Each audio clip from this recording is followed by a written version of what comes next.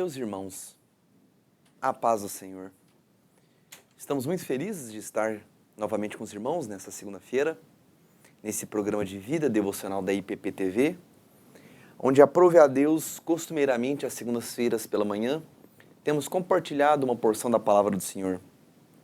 Temos compartilhado aquilo que o Espírito Santo tem falado ao nosso coração, Deus tem ministrado ao nosso coração. E nessa manhã, rogamos assim ao bondoso Deus que continue instrumentalizando a preciosa palavra do Senhor na aplicação ao nosso coração. Eu quero compartilhar algo que Deus colocou no meu coração para você, para sua casa, para sua família, e que o Espírito Santo ensine, oriente e aplique nos nossos dias. Vamos começar essa manhã com uma palavra de oração. Vamos começar essa devocional com uma oração. Feche os seus olhos, vamos proferir uma palavra de adoração e louvor a Deus. Bondoso Deus e eterno Pai, nós te agradecemos, Senhor, nós te louvamos porque o Senhor é maravilhoso, o Senhor é grandioso, o Senhor é tremendo, e as tuas misericórdias, Pai, elas se renovam a cada manhã, Senhor. Muito obrigado, Deus, porque o Senhor permite, Pai, que a Tua palavra continuamente, Pai, esteja, Deus, a Tua palavra vivificando as nossas vidas, restaurando o nosso coração, transformando o dia a dia das nossas ações, das nossas decisões, Pai. A Tua palavra precisa, Deus, ser a fonte, o alimento, Pai, tão necessário, Deus, para dias tão difíceis, Pai, para situações tão complexas que temos, ó Deus, enfrentado. Mas o Senhor não nos abandona, o Senhor não deixa a nossa história à deriva. O Senhor está conosco e é nessa certeza, e é nessa alegria, e é nessa confiança que pedimos que o Senhor fale conosco novamente nessa manhã. Que o Senhor traga uma palavra ao nosso coração, que o Senhor restaure, Pai, o abatido, que o Senhor dê forças ao cansado, que o Senhor levante o semblante daqueles que estão tão fatigados, ó Deus, das lutas diárias. Eu não sei, Senhor, mas Tu sabes o que cada um tem passado. Tu conheces, ó Deus, o coração de cada um dos meus irmãos e minhas irmãs que agora estão assistindo esse programa. Eu não sei, Pai, quais têm sido, Pai, os clamores, as necessidades de milagres, ó Deus, que eles têm apresentado. Mas uma certeza e uma verdade eu sei, que o Senhor, ó Deus, está no controle e na direção de todas as coisas. Por isso fala conosco, Pai. É o que nós te pedimos em nome de Jesus. Amém e amém. Meus queridos,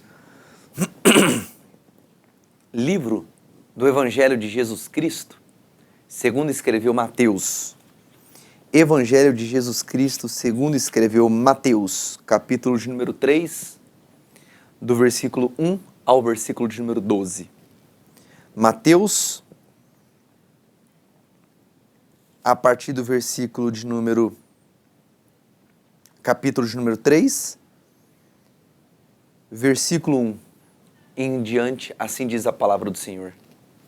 Naqueles dias surgiu João Batista, pregando no deserto da Judéia e dizia: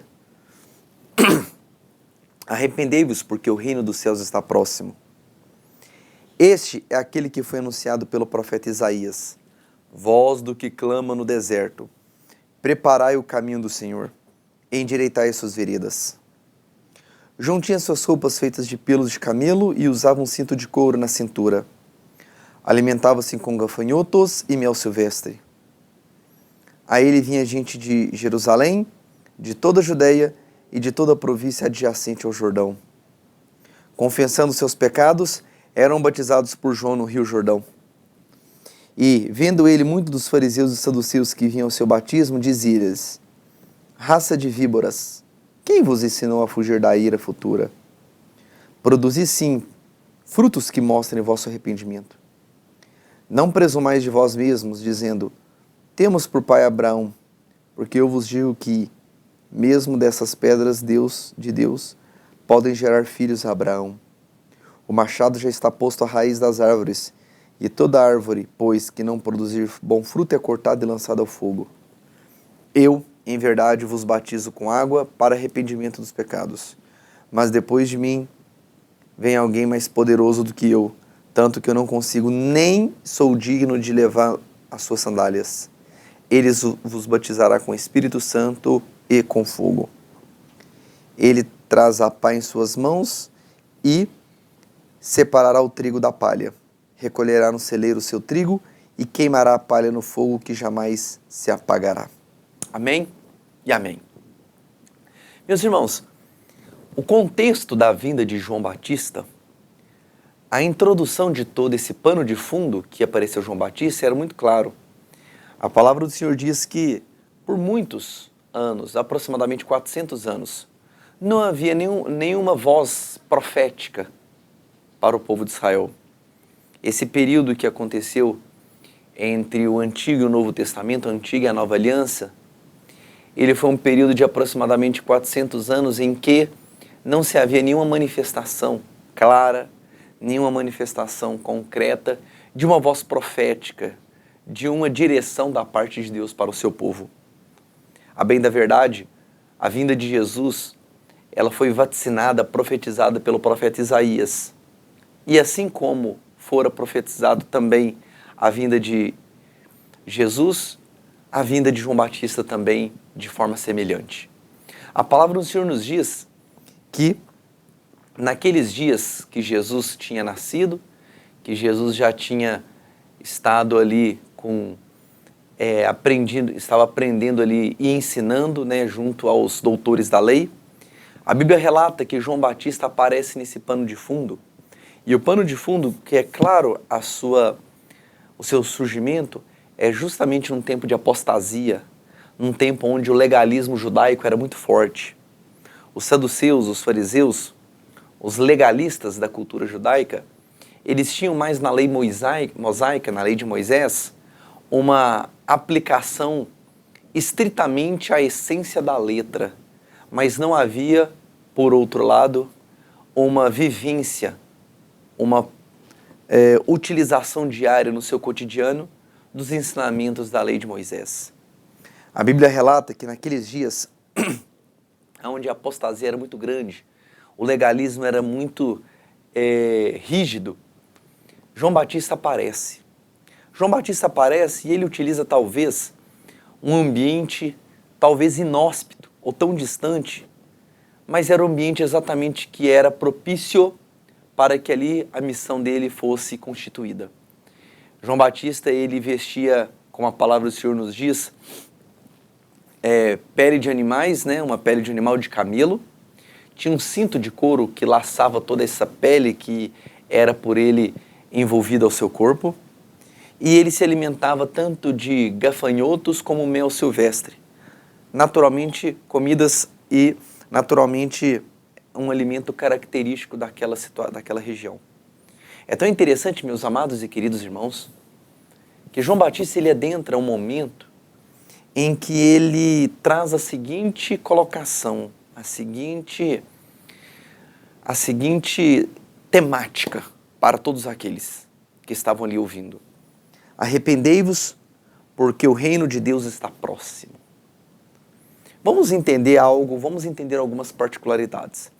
Arrependei-vos porque é chegado o reino de Deus.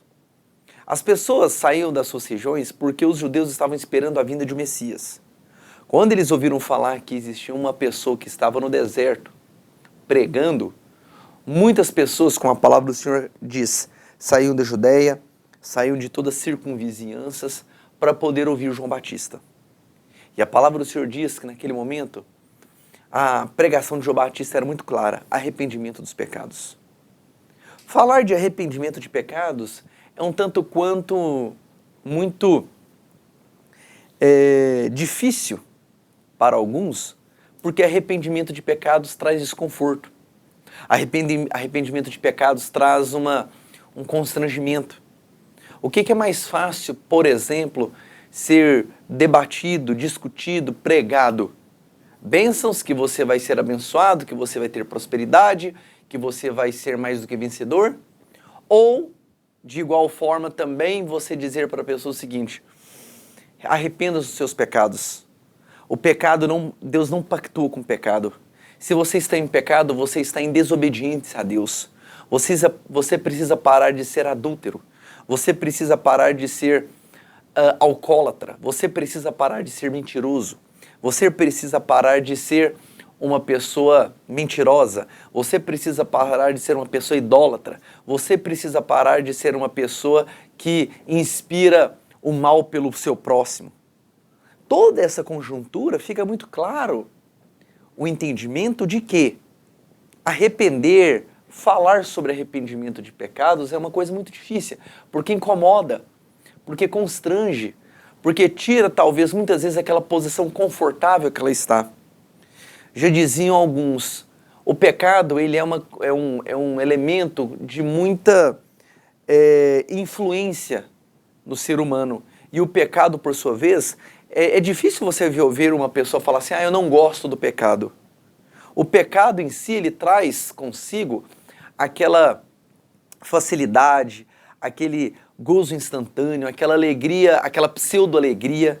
Então o pecado em si, ele deixa a pessoa num estado de conforto e qualidade muito interessante.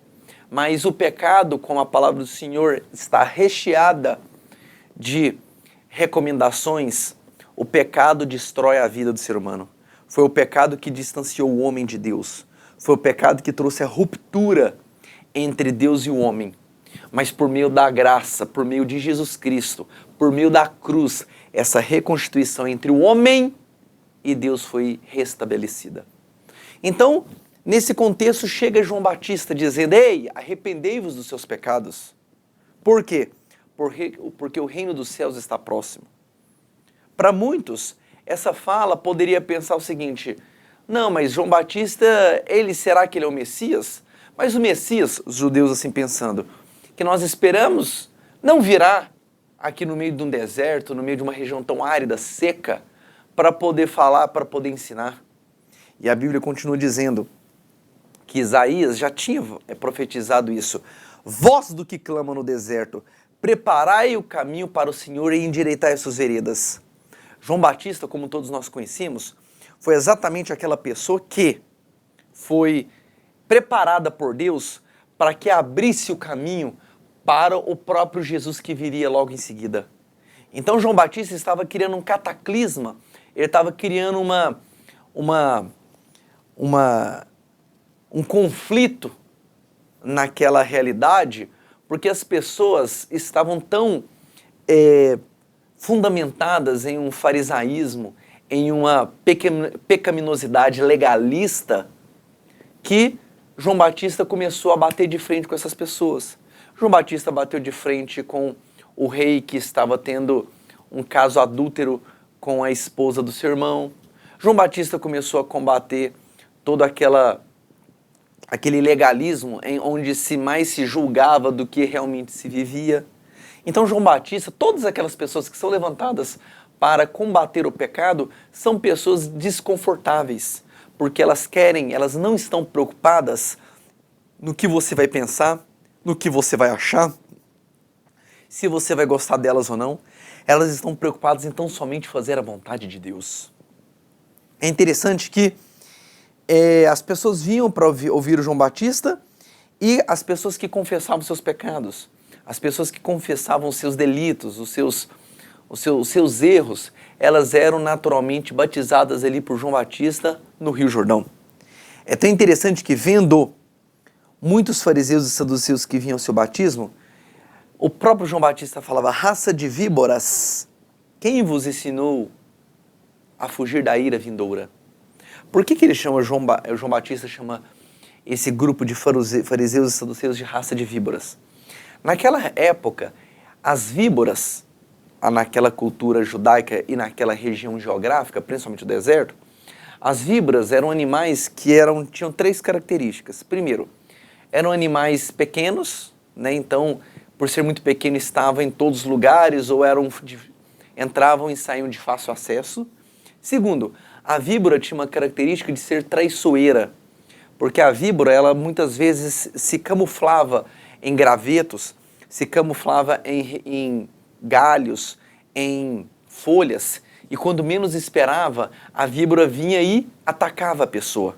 A pessoa ali passando não tinha talvez aquela compreensão ou aquela leitura clara de que ali havia uma víbora e ela acabava atacando a pessoa.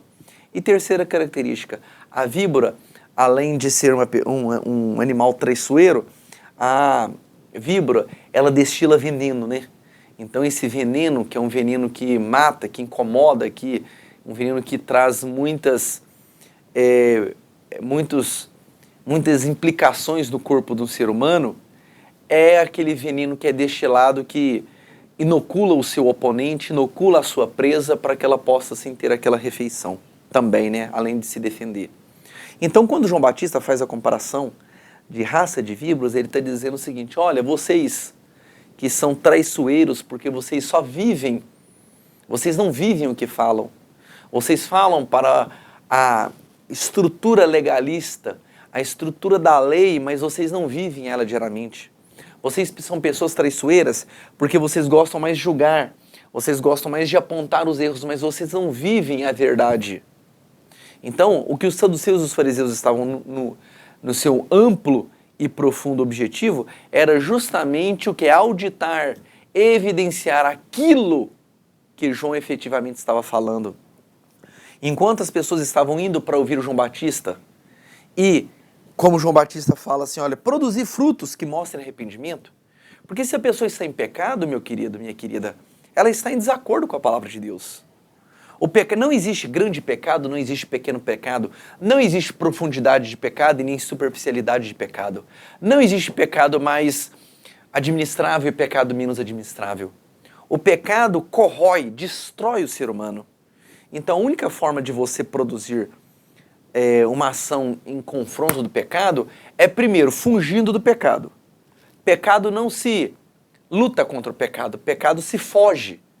É interessante que às vezes você escuta na caminhada cristã algumas pessoas falando, eu luto contra os meus pecados. Pecado você não se luta.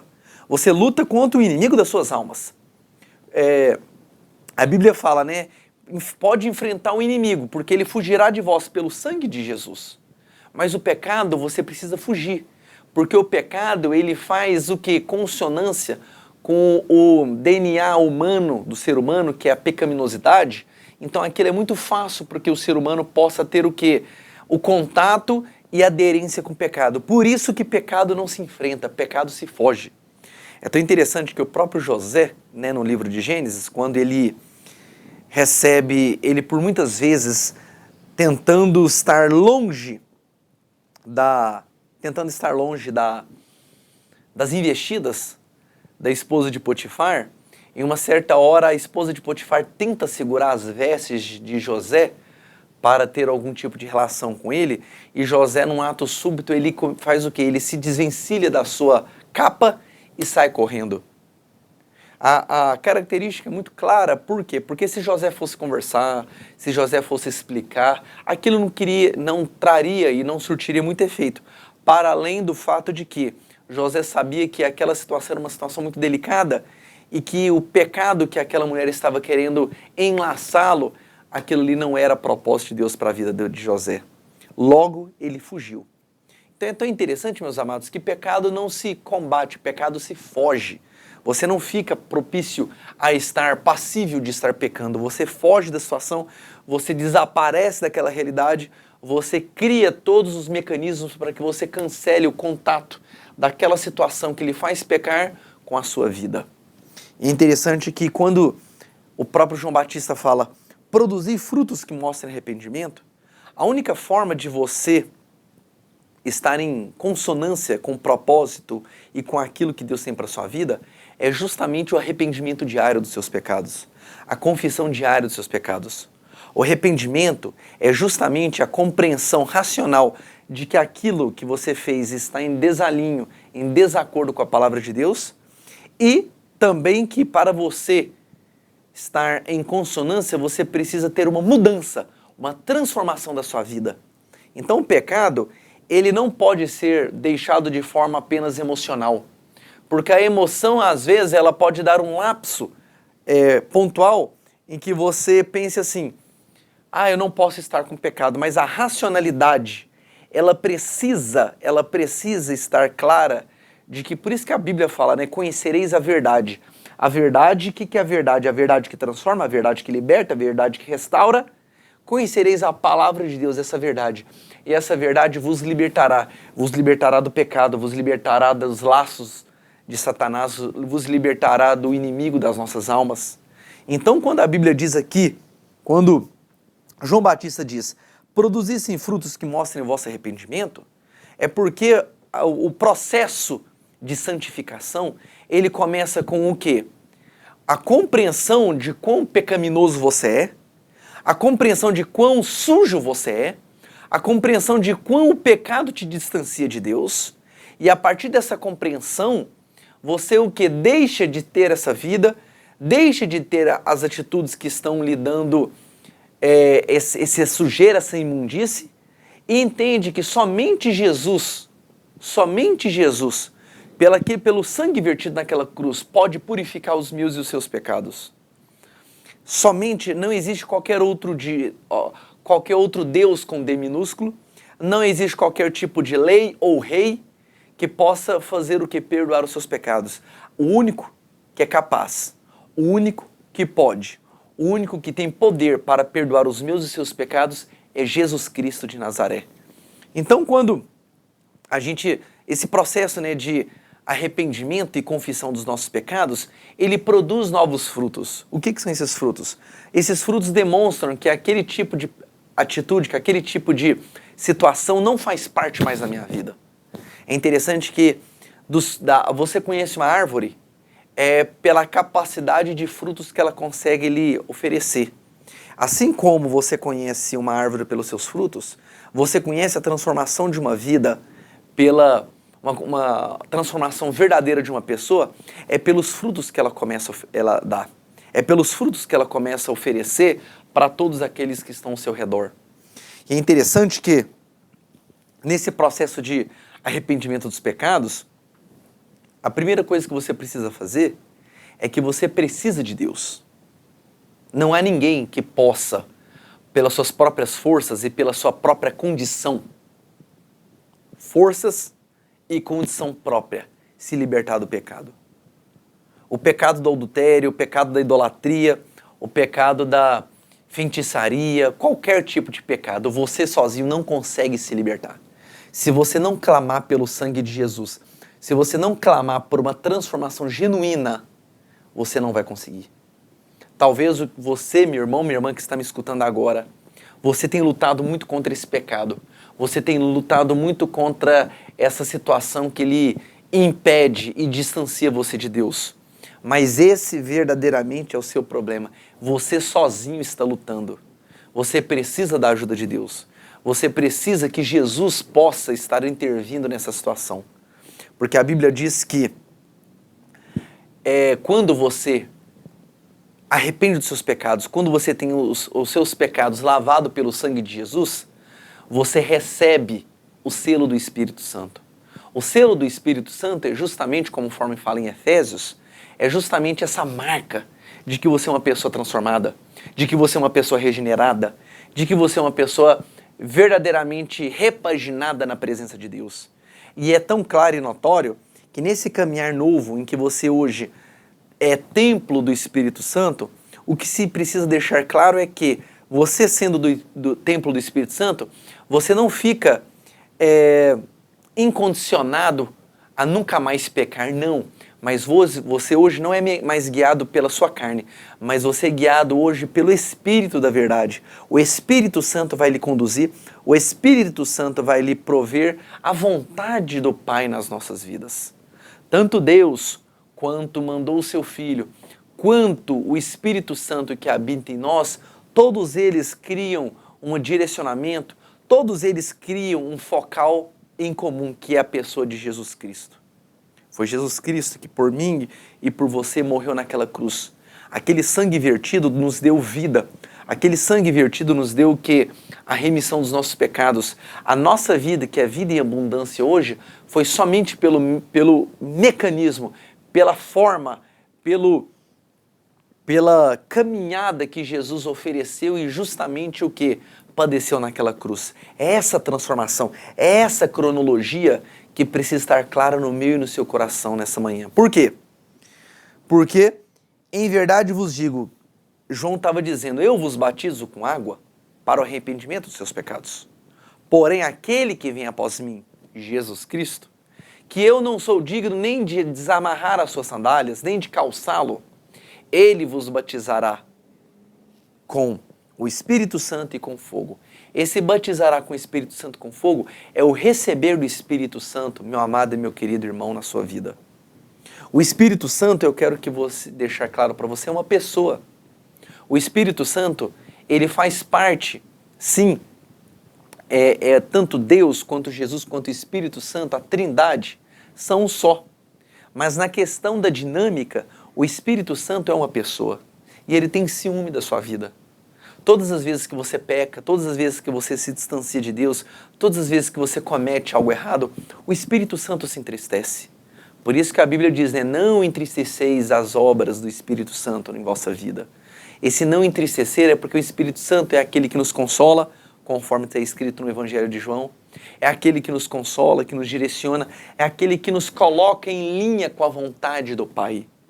Então, nessa manhã, quando eu aqui vos falo, a minha oração tem sido, Deus, que esse meu irmão, minha irmã, que está aqui agora me assistindo, e com muito amor e respeito, que ele possa conhecer o Senhor verdadeiramente, não só de ouvir falar, como Jó salientou. Antes eu conhecia só de ouvir falar, mas hoje os meus olhos verdadeiramente te veem e te conhecem. Você precisa de Jesus na sua vida.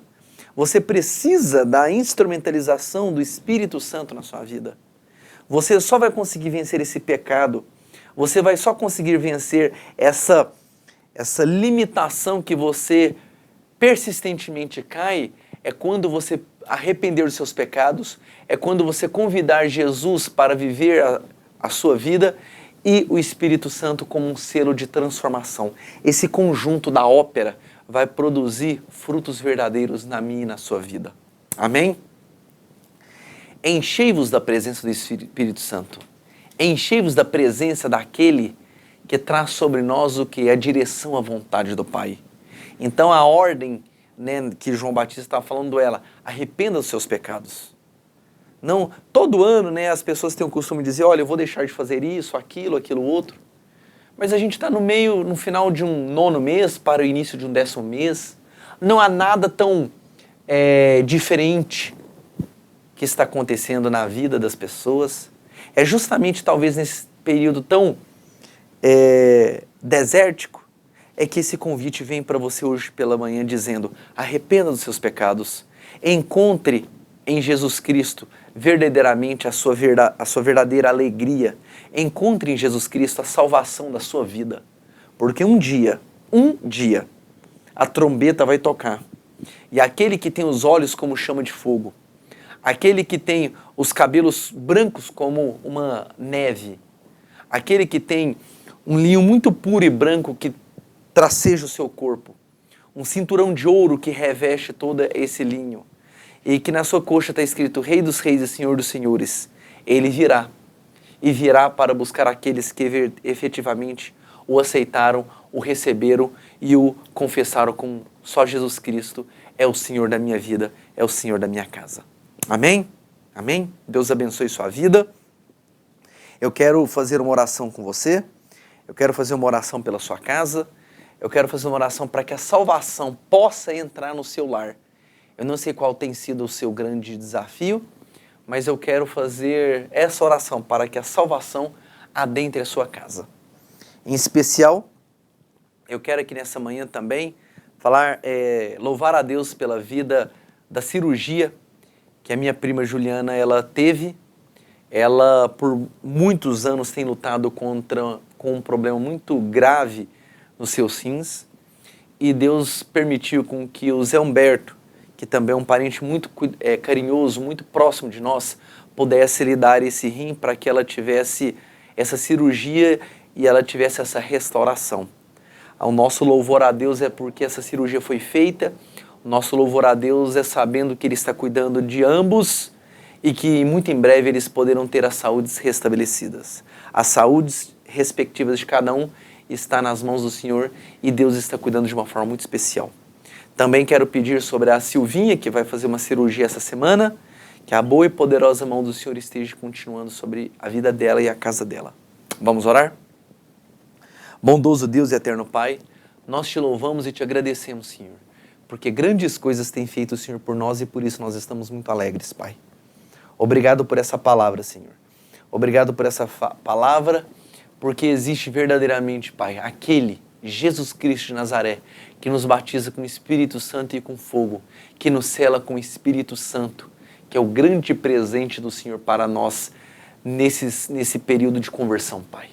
Muito obrigado, ó Deus, que o Senhor fale na vida do meu irmão, que o Senhor fale na vida da minha irmã e que o milagre e que os problemas e todas as dificuldades que têm sido, ó Deus, descritas e faladas, o Senhor possa estar, ó Deus, trazendo solução e trazendo uma resposta, Pai, para a honra e glória do Teu santo nome. A nossa oração em nome de Jesus. Amém e amém. Deus abençoe meu querido, Deus abençoe minha querida, em nome de Jesus. Amém.